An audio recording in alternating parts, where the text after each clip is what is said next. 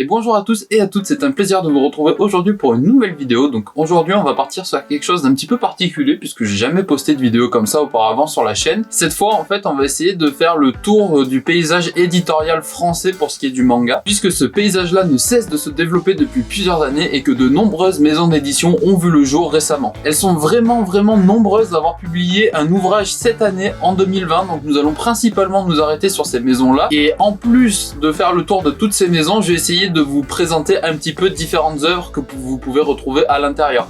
Alors évidemment, je vais essayer d'être le plus exhaustif possible au niveau des maisons. Cependant, ça va être difficile de parler d'absolument toutes les œuvres publiées dans chaque catalogue en fait, vous vous doutez bien. Alors ne vous froissez pas si par exemple quand je parle de Kana, je n'évoque pas votre manga préféré. J'avoue que je procède un petit peu de manière arbitraire pour ce qui est du choix des mangas dont je vais vous parler. Néanmoins, il est évident que je peux pas parler des 150 mangas au catalogue de toutes les maisons, donc j'ai dû faire un choix. Je tiens avant tout à remercier Yann Shadow pour son idée, puisque c'est lui qui m'a dit en commentaire tu pourrais faire une vidéo sur les différentes maisons d'édition qu'il y a dans le manga. Alors il m'a aussi dit dans la BD et dans la littérature, donc ça viendra après. Là on va d'abord se concentrer sur tout ce qu'il y a dans le manga. Donc vraiment un grand merci à toi, puisque c'était vraiment une excellente idée, je n'y avais pas pensé avant, donc voilà, merci beaucoup. Le concept va être divisé par contre en plusieurs vidéos, puisque c'était impossible de faire, enfin c'était possible de faire le tour dans une seule vidéo, mais la vidéo aurait duré peut-être 2 heures, je sais pas, le temps de faire le tour de tout le monde et de présenter un petit peu les catalogues, ça aurait été vraiment compliqué. Aujourd'hui il y a 4 maisons d'édition au programme, alors tenez-vous bien, c'est parti. Et on commence cette liste des éditeurs français de manga par la maison d'édition Akata. Alors pour moi, Akata c'est certainement l'une des maisons qui a le catalogue le plus intéressant en France. Alors quand je dis intéressant, j'entends cela dans le sens où il y a vraiment une prise de risque qui est effectuée par Akata lors de son édition, enfin lors de ses choix éditoriaux en fait. Vraiment, vous allez retrouver des lectures différentes de ce que peuvent publier et de ce que peuvent proposer les autres maisons d'édition. Vous allez trouver des mangas drôles, vous allez trouver des mangas engagés sur des sujets de société forts, comme peuvent l'être par exemple le féminisme ou la cause LGBT, tout ça. Il y a différentes collections au sein de la maison d'édition, il y a la collection Medium, il y a la collection Large, il y a la collection What the Fuck, il y a encore d'autres collections, je me souviens plus exactement des noms. Et vraiment les 3 premières que je viens de vous citer, c'est ce qui exprime le mieux en fait cette diversité qu'il peut y avoir dans le catalogue Akata, puisque par exemple la collection What the Fuck, vous allez avoir des mangas tels que Saltiness, qui est un excellent manga, très drôle, très décalé, c'est souvent très décalé, hein. Vous allez avoir dans la collection What the Fuck Tu seras un saumon mon fils, il y a Magical Girl Seed si je dis pas de bêtises, ou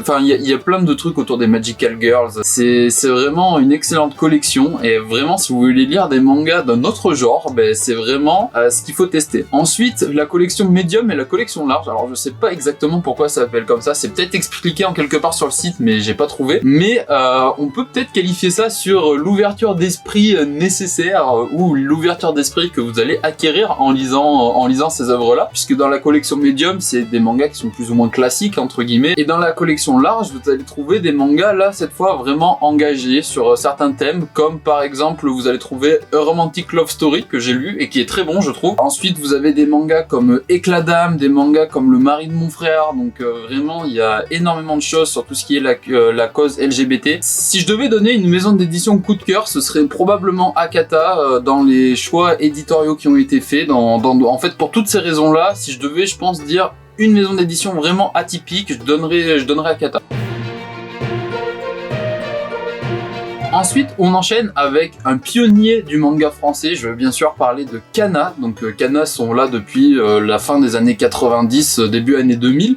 C'est vraiment une maison d'édition qui a contribué à l'essor du manga en France en publiant des séries telles que Slam Dunk, je crois, hein, je veux pas dire de bêtises, non je rigole. Ils ont publié Slam Dunk donc au début des années 2000. Ça serait vraiment très long de faire le tour de tout le catalogue Kana tant il est diversifié et grand. Néanmoins, chez Kana, vous allez retrouver il y a 8 collections entre guillemets, donc il y a la collection Kodomo, enfin Kana Kodomo, il y a Kana Shonen, il y a Kana Shoujo, il y a Big Kana, il y a Dark Kana c'est le seinen je crois. Il y a la collection Made In après qui est pour tout ce qui est plus près du roman graphique, tout tout ça. Il y a la collection Sensei, donc là c'est pour toutes les anciennes gloires du manga, donc par exemple tout ce qui est Astro Boy, Captain Albator, tout ça, enfin tout ce qui est bien vintage mais bien bon en même temps, c'est dans la collection de Sensei de chez Kana. Et ensuite il y a une autre collection, j'ai oublié, c'est la collection Kiko, je crois, si je dis pas de bêtises, c'est avec tout ce qui est la cuisine, enfin les recettes de sushi, ce genre de choses. Enfin on s'éloigne pour le coup du manga après. Mais voilà, j'ai pu vous parler de Slam Dunk, donc qui a été publié chez Kana. Il y a également la série Death Note, hein, voilà, un monument du manga. Il y a Sawako, Blooming to You, Asadora aussi plus récemment. Sans oublier également Bonnie Poon Poon. Enfin vraiment, il y a de gros succès. En général, les grosses séries sont dans la collection Big de chez Kana.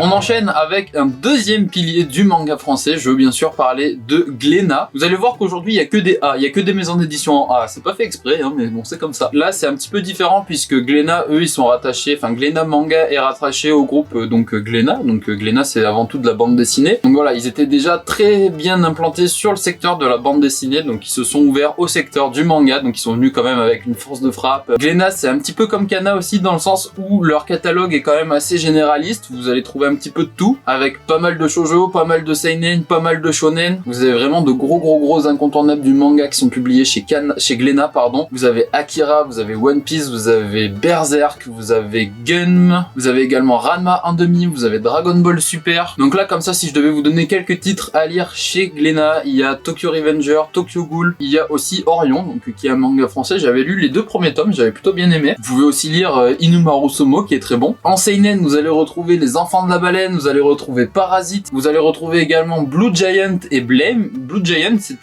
c'est un manga sur le jazz et c'est quand même assez peu commun pour être souligné. Moi, j'avais adoré aussi cette série. Ensuite, pour tout ce qui est du shoujo, vous allez retrouver Anna no Chihare, vous allez retrouver Masked Noise, vous allez retrouver 12 ans. Alors, il y a quand même un plus petit catalogue pour ce qui est du shoujo. C'est quand même encore assez peu développé, je trouve, chez Glénat. Après, il faut savoir qu'il y a quand même une petite particularité chez Glénat, c'est au niveau des formats et des papiers. Alors, les formats sont pas très différents de ce que peuvent proposer les autres maisons d'édition comme Glénat, comme Akata ou quoi que ce soit.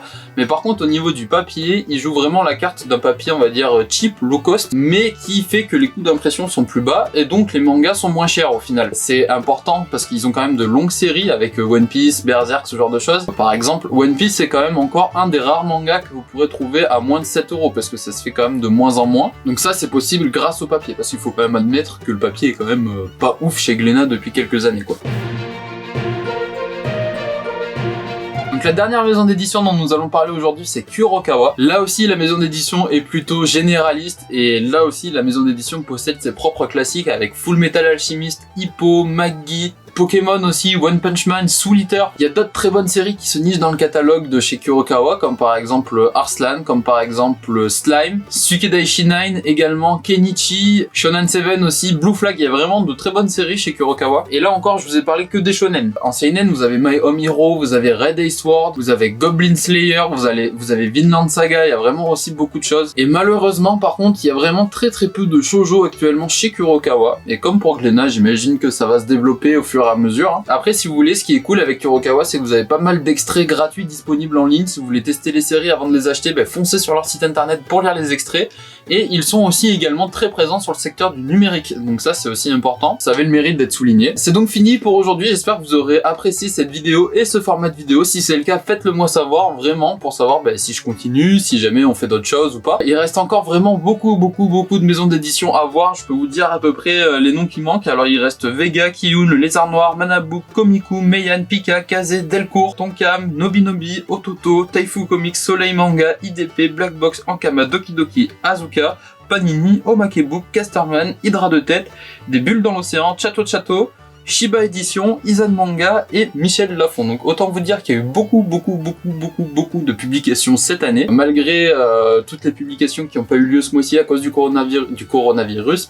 Ce début d'année a quand même été plutôt prolifique en termes de manga. Et ça, c'est toutes les maisons d'édition qui nous ont proposé au moins un titre cette année en 2020. Donc comme vous pouvez le voir, il en reste encore beaucoup. Je pense que ça fera peut-être 4 ou 5 vidéos au total. Donc voilà. Dites-moi ce que vous avez pensé de ce format de vidéo. Je vous dis à très vite pour une prochaine vidéo. Prenez soin de vous. À la prochaine. Ciao.